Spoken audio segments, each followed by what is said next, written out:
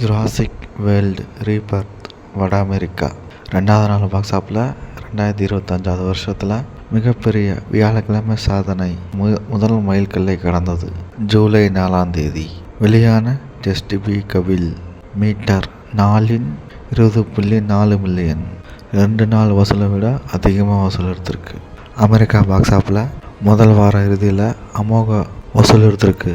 புதன்கிழமை உள்நாட்டு திரையரங்குகளில் வெளியான 2வது நாளுக்கு பிறகு ஏற்கனவே 50 மில்லியன் வசூலை அதிகமாக எடுத்திருக்கு. இந்த படம் 2வது நாளில் 25.3 மில்லியன் வசூல் எடுத்திருக்கு.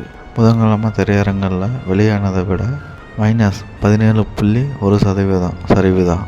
அதோட உள்நாட்டில் 55.8 மில்லியன் வசூலை எட்டி பிடிச்சிருக்கு.